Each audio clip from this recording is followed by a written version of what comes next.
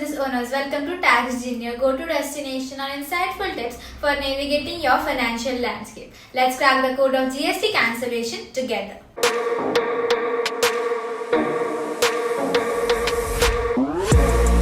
Are you considering to cancel your GST registration?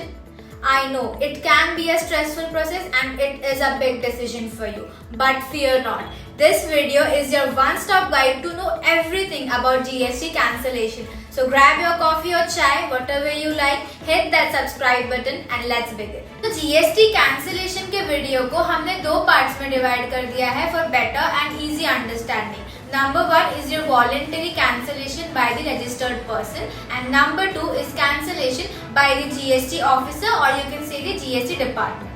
So आइए जानते हैं एक टैक्स पेयर वॉलेंटरी रजिस्ट्रेशन के लिए कब कब अप्लाई कर सकता है.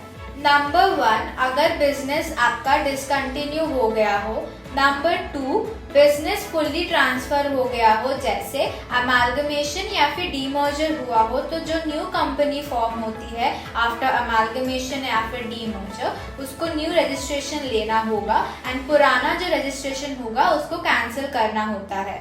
नंबर 3, अगर आपके बिजनेस का कॉन्स्टिट्यूशन चेंज हो रहा हो, फॉर एग्जाम्पल आप पहले एक प्राइवेट लिमिटेड कंपनी थे, अभी आप कन्वर्ट हो रहे हो पब्लिक लिमिटेड कंपनी में, तो जो पुराना रजिस्ट्रेशन होगा वो आपको कैंसिल करना पड़ जाएगा एंड जो नया रजिस्ट्रेशन है वो तो आपको लेना ही पड़ेगा. नंबर 4, अगर आपने वॉलेंटरी रजिस्ट्रेशन लिया हो अंडर जीएसटी, मतलब जीएसटी के प्रेस्क्राइब लिमिट से आपका टर्नओवर कम था बट स्टिल आपको एक रजिस्ट्रेशन लेना था, तो आपने वॉलेंटरी बेसिस पे रजिस्ट्रेशन ले लिया हो, तो आप वॉलेंटरी कैंसिलेशन के लिए भी अप्लाई कर सकते हैं.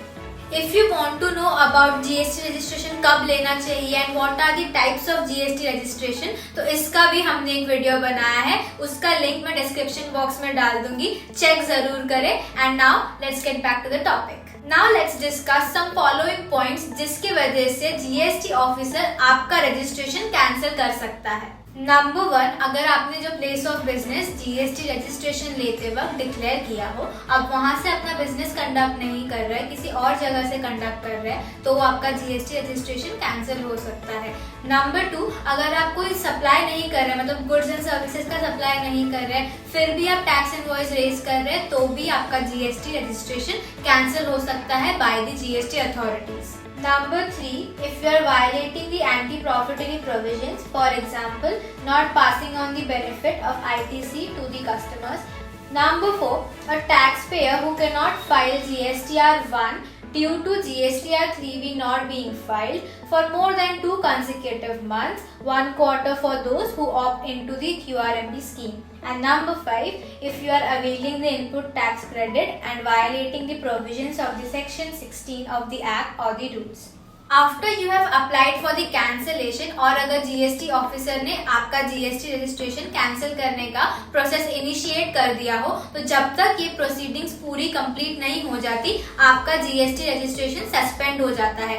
इस दौरान आपको जीएसटी के मल्टीपल जो रूटीन कंप्लायंसेस होते हैं, जैसे रिटर्न फाइल करना, वो करने की जरूरत नहीं होती है, बट आप इस दौरान टैक्सेबल सप्लाई भी नहीं कर सकते हैं.